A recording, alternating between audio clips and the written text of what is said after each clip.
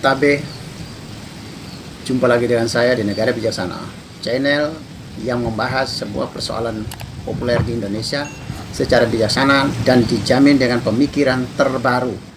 Dalam pemilu kali ini, Pilpres 2024 ini, sampai hari ini ya, nyaris sebagian besar publik kita, terutama lembaga-lembaga survei kita, dalam negeri maupun luar negeri, selalu memenangkan Prabowo Subianto dan Gibran Raka Buming Raka atau paslon nomor 2 ya. Tidak mengunggulkan Anies Baswedan dan Caimin atau Amin atau paslon 1, dan tidak juga mengunggulkan Ganjar Pranowo dan Mahfud MD yaitu Gama atau dari paslon 3. Saya ingin mengatakan bahwa saya tidak bisa membantah anggapan itu.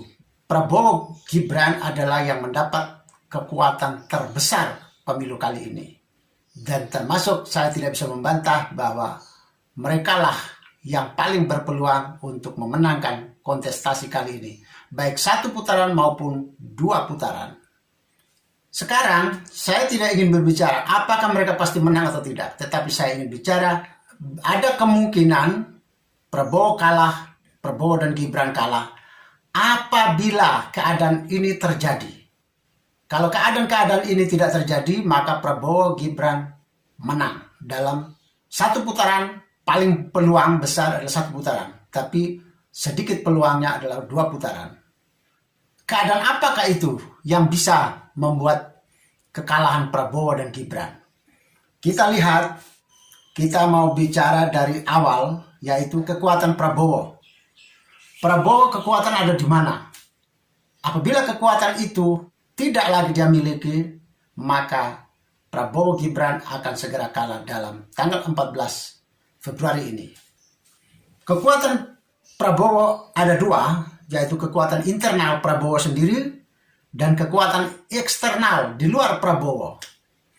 Kekuatan internal Prabowo terdiri dari jasa-jasa dia untuk negara ini yang sejak dia remaja sampai hari ini, baik kepada negara ini maupun kepada individu. Kita tidak tahu, ternyata banyak sekali individu-individu yang sudah merasakan karya tangan, karya sosial dari seorang Prabowo. Salah satunya adalah yang cukup viral adalah Wilfrida, seorang perempuan Timor NTT yang diselamatkan dari tiang pancung pengadilan Malaysia beberapa tahun lalu. Hanya seorang Prabowo yang bisa menyelamatkan nyawa orang itu.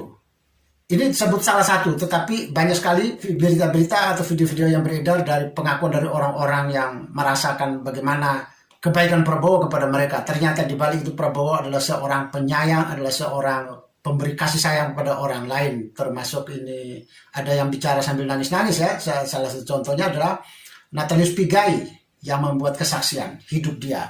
Apa yang dirasakan, interaksi sosial dia dengan Prabowo itu, apa yang dirasakan dengan Prabowo, tidak pernah dia rasakan hal itu ada pada politikus atau public figure manapun di Indonesia. Nah, ini adalah perbuatan-perbuatan baik dia kepada negara maupun kepada individu-individu yang sangat menyentuh perasaan publik ketika itu dipublikasikan ya. Kekuatan kedua Prabowo adalah karakternya. Dia memiliki karakter yang penuh damai dan penuh cinta orang lain. Meskipun dia dikritik, dihujat, diremehkan segala macam, dia tetap baik dengan orang itu. Meskipun dia dikalahkan, bertarung habis-habisan dengan Jokowi 2 kali misalnya, tetapi selalu berakhir dengan damai, selamat, berpelukan, dan dia selalu mendukung Pak Jokowi. Sejak periode pertama sampai periode kedua dia tetap mendukung Pak Jokowi, bahkan sampai dia masuk menjadi salah satu anggota kabinet dalam kabinetnya Pak Jokowi untuk periode kedua. Inilah kekuatan-kekuatan Prabowo, internal Prabowo yang sungguh-sungguh diperhatikan, sungguh-sungguh diperhitungkan oleh publik pemilih. Kekuatan berikut dari Prabowo adalah popularitasnya yang eksis selama 21 tahun dalam 4 kali Pilpres. Sejak Gerindra didirikan tahun 2008, Prabowo selalu eksis. Baik 2009 dia menjadi cawapresnya Megawati, 2014 dia menjadi capres lawan Pak Jokowi, Dan 2019 dia adalah capres lawannya Pak Jokowi lagi.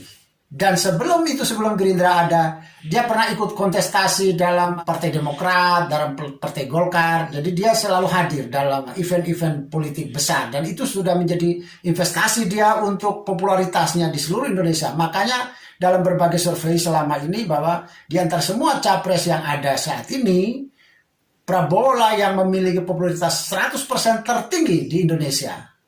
Hampir semua orang Indonesia mengenal Prabowo, tahu Prabowo Subianto. Tapi tidak demikian dengan Anies Baswedan dan Ganjar Pranowo yang dianggap baru newcomer dalam peta politik nasional. Sebagai newcomer mereka popularitasnya belum masif, belum sampai 100% seperti yang dimiliki oleh Prabowo. Nah, inilah modal-modal internal di dalam Prabowo. Ya, dan yang berikutnya adalah saya tidak mau hitung dari yang dulu dia punya prestasi, tapi yang paling penting, yang paling up to date adalah Prabowo tercatat oleh berbagai pengamat, oleh berbagai lembaga survei di Indonesia, dan diakui sendiri oleh Pak Mahfud MD dan segala macamnya. Prabowo adalah menteri terbaik dalam kabinet Jokowi selama ini. Dalam 4 tahun, 5 tahun terakhir ini. Dia adalah menteri dengan prestasi terbaik di Indonesia. Di bawahnya itu ada Sri Mulyani. Ini pilihan publik loh yang diriset orang. Dan diakui sendiri juga oleh Pak Mahfud MD bahwa memang bagus Prabowo. Itu satu. Yang kedua, TNI kita di bawah kepemimpinan Prabowo sebagai Menteri Pertahanan. TNI kita menjadi TNI terbaik, militer terbaik di Asia Tenggara. Katanya terjadi pertama kali selama Indonesia ada, selama TNI ada di Indonesia, maka TNI di bawah kepemimpinan Prabowo lah yang terbaiknya. Ini adalah kekuatan-kekuatan internal Prabowo, adalah prestasinya yang tinggi.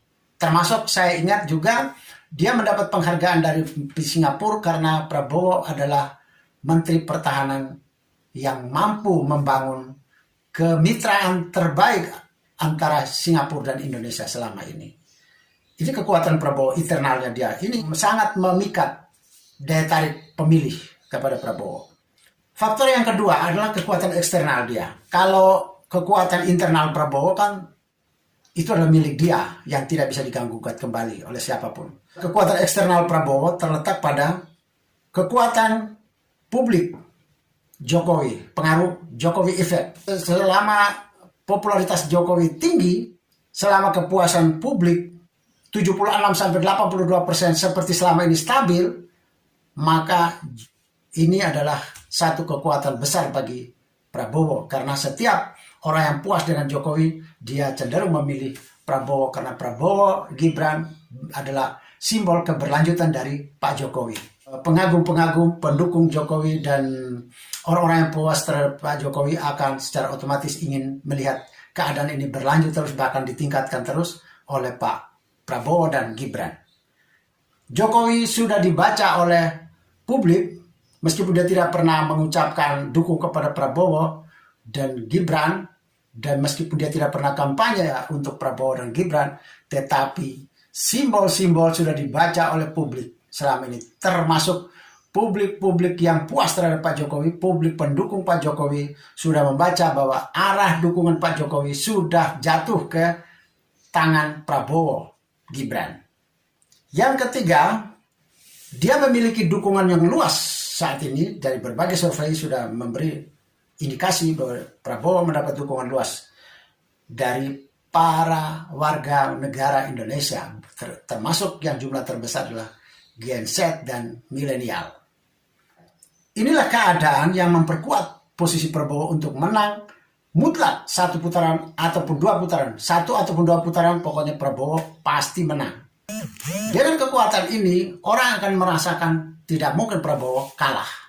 Tetapi saya mau mengatakan bahwa ada peluang dia kalah bila hal-hal ini terjadi, situasi ini terjadi di Indonesia. Kekuatan internal dia sudah tidak bisa diganggu-gugat oleh siapapun. Karena itu sudah jadi milik pribadi dia. Orang semua tidak bisa membatalkan kembali bantuan Prabowo kepada orang-orang individu, termasuk menyelamatkan nyawanya Wilfrida. Sudah tidak bisa dibatalkan lagi. Itu sudah jadi milik pribadi Prabowo yang akan dibawa terus dalam hidupnya sampai dia menutup mata. Kekuatan-kekuatan internalnya tidak bisa dihalang lagi, tidak bisa dicabut, tidak bisa menghilang dari Prabowo. Itu sudah melekat dalam diri dia. Eksternal lah yang bisa pergi dari dia, bisa tercabut dari dia, dan itu yang mengganggu dia, yang mengganggu ke elektabilitas Prabowo, keterpilihan Prabowo nanti ya. Kekuatan internal Prabowo saat ini dan selama ini dia berkisar antara 25 sampai 35% kekuatan Prabowo dalam hal elektabilitasnya. Itu dari berbagai survei mengindikasikan begitu. Dari mana lagi kekuatan suara Prabowo? Adalah dari kekuatan eksternal, yaitu akibat dari publik yang puas terhadap Jokowi dan Jokowi dianggap berafiliasi dengan Pak Prabowo. Lalu publik sudah membaca bahwa Jokowi ada di dalam kekuatan Prabowo. Pendukung Jokowi, pengagum Jokowi, pengikutnya Jokowi akan sangat yakin bahwa mereka berada di jalur yang tepat jika mereka masih mau setia dengan Pak Jokowi. Lalu pendukung yang banyak akan ke TPS berduyun-duyun pada tanggal 14. Nah, 3 keadaan yang akan membuat Prabowo kalah. 1, apabila popularitas, kepuasan publik terhadap Pak Jokowi tiba-tiba jatuh tersungkur. Misalnya di bawah 30%, tinggal 30% ke bawah yang orang yang puas terhadap kinerja Pak Jokowi, maka inilah ancaman bagi Pak Prabowo.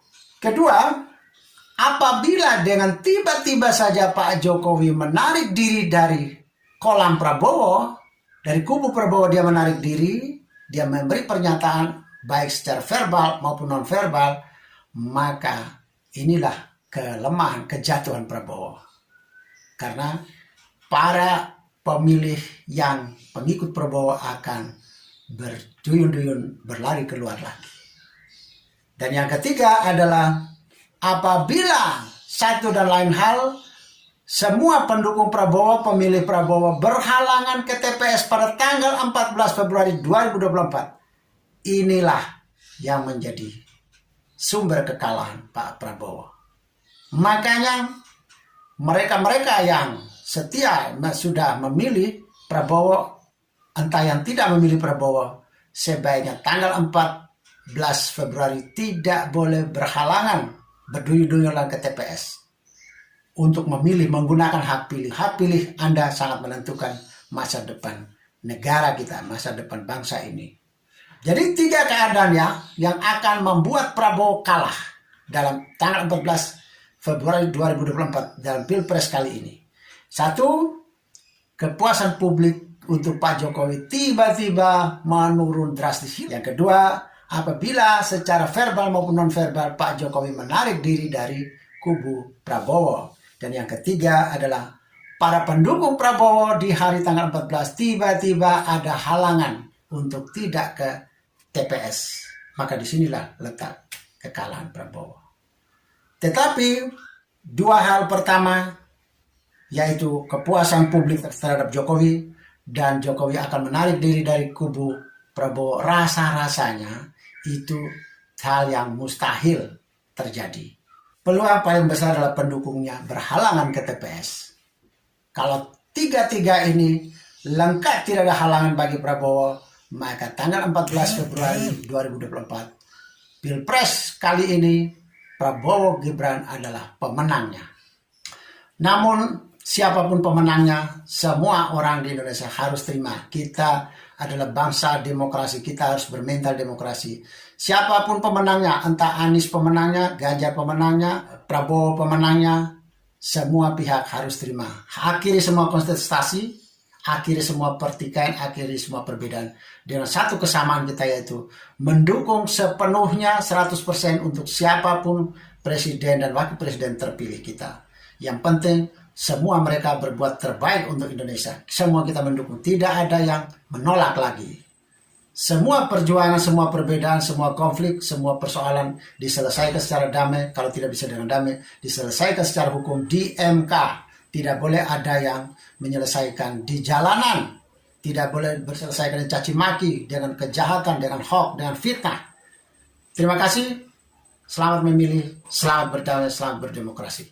Jika Anda setuju dengan saya, Anda seide dengan saya, berarti kita berada pada satu perjuangan yang sama, yaitu ingin melihat Indonesia menjadi lebih baik, Indonesia menjadi negara yang bijaksana yang kita impikan. Caranya adalah dengan Anda memberi dukungan dan berpartisipasi dalam channel ini.